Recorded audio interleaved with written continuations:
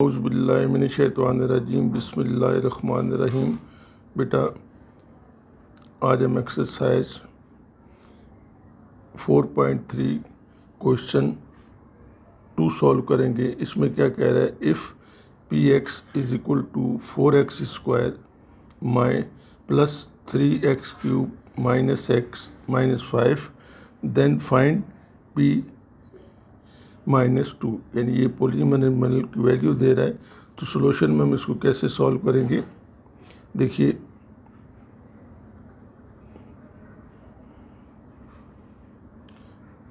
यहाँ कह रहा है मेरे पास, क्योंकि मैं कह रहा हूँ P X is equal to, ये मैं पी एक्स के इक्वल इसने मुझे दिया, ये क्वेश्चन मैंने लिया।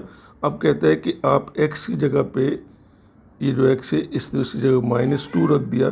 तो इस पूरे एक्सप्रेशन के अंदर मैं क्या करूँगा, जहाँ जहाँ एक्स आ रहा है उसको हटाकर उसकी जगह पे मैं -2 रख दूँगा। तो यहाँ 2 इंटू -2 की पावर 4 प्लस, देखिए एक्स को हटा के मैंने -2 रख दिया, इसकी पावर 3 हो गई, माइनस यहाँ मेरे पास ये माइनस, तो ये मैंने उतारा। उसके बाद क्या आ रहा है, देखिए -2 मैंने वैल्यू रख दी और ये कांस्टेंट एज इट इज़ मेरे पास आ जाएगा। ठीक है बेटा, अब मैं क्या करता हूँ कि इनको सिंप्लीफाई कर लूँगा। सिंप्लीफाई करने के बाद क्या होगा, -2 की पावर 4, ये 16 की इक्वल होता है।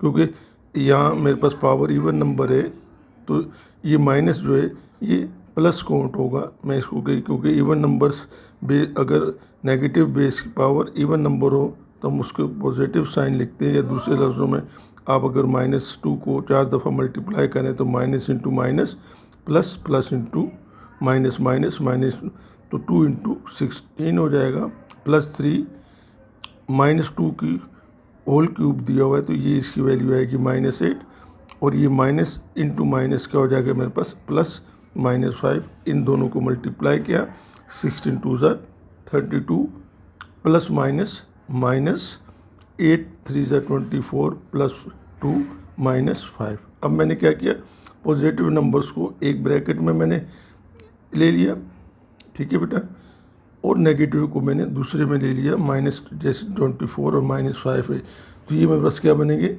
34 प्लस ये -29 एंड -5 -29 हो जाएंगे। अब मैंने क्या किया, प्लस माइनस मेरे पास क्या हो जाएगा, -29 अब क्या करेंगे, 34 -29, ये मेरे पास जो वैल्यू आएगी ये क्या बनेगी, P-2 की। अगर पॉलीनोमियल में हम एक्स की जगह पे -2 रखें तो इस एक्सप्रेशन की वैल्यू कितनी आएगी, 5 आएगी। ठीक है बेटा, ये मेरा आंसर होगा। क्वेश्चन नंबर 3 में मुझे कह रहा है कि if Q is equal to PF upon P -6 then find Q when P is equal to 10 F is equal to 13। तो जब मैं इसको सॉल्व करूँगा तो यहाँ मैंने क्या करना है, P की जगह पे मैं क्या रखूँगा, 10 मल्टीप्लाइड बाय F कितना है मेरे पास 30, तो मैंने 30 वैल्यू रख दी, डिवाइडेड बाय P -6 मीन्स कि P की जगह पे मैं 10 रखूँगा और -6 हो जाएगा। अब इन दोनों को मल्टीप्लाई करूँगा तो ये 300 आएगा, और 10 -6 4, जब मैं इनको मल्टीप्लाई डिवाइड करूँगा 4 1 ज़ा 4 और 75 4 ज़ा 300, तो Q की वैल्यू मेरे पास क्या आएगी, इस एक्सप्रेशन के लिए Q की वैल्यू मेरे पास आएगी 25। ठीक है बेटा, उसके बाद क्वेश्चन नंबर 4 में मुझसे वो कह रहा है, क्वेश्चन 4 में if S is equal to n upon 2 bracket 2a, या इंटू आप कह लें 2a plus n-1 into d bracket, उसने क्लोज कर दिए। Find the value of S when n is equal to 5, a is equal to 2 and d is equal to 3। तो जब मैं इसको सॉल्व करूँगा, जब मैं इसको सॉल्व करता हूँ तो मेरे पास क्या बनेगा, ये एस मैंने लिख दिया क्वेश्चन को। अब यहाँ एन की जगह पे मैं एन की वैल्यू है 5 लिख दूंगा, यानी 5/2। ये 2, ए की वैल्यू 2 है, 2 इंटू 2 प्लस एन कितना है 5 -1, और डी की वैल्यू उसने मुझे यहाँ जो दी हुई है कितनी है 3 है इंटू डी। अब मैं इसको सिंप्लीफाई करता हूँ तो ये 5/2 तो मेरे पास ऐसे ही आ जाएगा, 2 2 जा 4 हो जाएगा, और ये प्लस ऐसे ही मैं लगा दूंगा ये वाला 5 -1 दैट इज इक्वल टू 4, और ये मल्टीप्लाई हो रहा है 3, इसको मैं मल्टीप्लाई करके ऐसे ही उतार लूँगा। उसके बाद मैं इसी ब्रैकेट को सिंप्लीफाई करता हूँ तो ये 4 एज इट इज़ आ जाएगा, ये कितना हो जाएगा +4 3 × 12। ठीक है बेटा, अब इन दोनों को मैं प्लस कर लेता हूँ तो मेरे पास आता है 16, यानी 5/2 डिवाइडेड बाय 5/2 इंटू 16। अब देखिए 5/2 ये 2 के टेबल से ये भी कैंसिल होगा, और 2 8 ज़ा, ये मेरे पास क्या होगा 2 8 ज़ा 16। ठीक है बेटा, 2 8 ज़ा 16 मीन्स अब ये दोनों 5 और 8 आपस में मल्टीप्लाई होंगे तो मेरे पास क्या आएगा आंसर 8 5 ज़ा 14, यानी मेरे पास एस की जो वैल्यू आ रही है s इज इक्वल टू 14, ये मेरे पास इसका बेटा आंसर आ जाएगा। देखिए बेटा क्वेश्चन 5 में कह रहा है if s is equal to v0t plus half at², find the value of s when v0 is equal to 0, t is equal to 4 and a is equal to 5। तो जब मैं इसको सॉल्व करता हूँ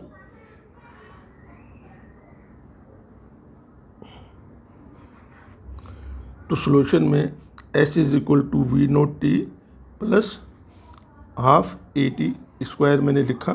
अब v0 की देखें आप वैल्यू मुझे यहाँ इसने क्या दिए, कह रहा है जहाँ v0 आ रहा है वहाँ आप 0 लिखिए, तो यहाँ मैंने v0 यहाँ 0 लिखा, मल्टीप्लाइड बाय t है ये, यानी v0 इंटू टी मीन्स ये ऐसे लिखा होता है v0, ऐसे भी आप लिख सकते हैं, यानी v0 इंटू टी। तो मैंने क्या लिखा है इसको 4, यानी 0 इंटू टी की वैल्यू मेरे पास क्या है, इसने 4 दी हुई है, मैंने लिख दी प्लस हाफ, यानी ए की वैल्यू क्या है 5 मैंने लिखी, मल्टीप्लाइड बाय कहता है टी का स्क्वायर, यानी टी का मतलब क्या है, टी की वैल्यू मेरे पास 4 दी है तो 4 का स्क्वायर में कर दूंगा, तो आपको पता है कि 4 का स्क्वायर क्या होता है,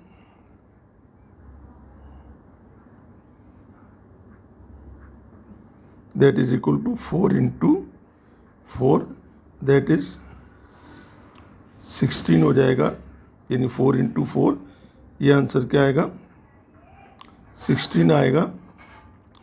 अब मैं क्या करता हूँ इसको कि ये 4 0 4 ज़ा 0, जब हम इसको 0 से मल्टीप्लाई करेंगे तो मेरे पास 0 आ जाएगा, प्लस ये हाफ एज इट इज़ उतार लूँगा, मल्टीप्लाइड बाय 5, 4 का स्क्वायर कितना हो जाएगा मेरे पास 16। अब देखिए आप ये 2 के टेबल से ये कैंसिल होता है, 2 8 ज़ा 16, क्या होता है 2 8 ज़ा 16, तो 0 को मैं एज इट इज़ उतार लूँगा। अब मेरे पास क्या बचेगा यहाँ पे 5 8 ज़ा 5 और 8 मल्टीप्लाई हो रहे हैं तो ये क्या होगा 5 8 ज़ा 40। ठीक है बेटा, और 0 मैंने ऐसे ही उतारा तो 0 इज इक्वल टू 0 प्लस 40, आप 0 किसी नंबर में प्लस करें या माइनस करें तो आंसर तो मेरे पास सेम आता है। तो s की वैल्यू का आगे मेरे पास s इज इक्वल टू कितना हो जाएगा 40, कितना होगा बेटा 40, ये s ये s। ठीक है बेटा, ये आपने क्वेश्चन, ये आपका आंसर आ जाएगा क्वेश्चन 5 का।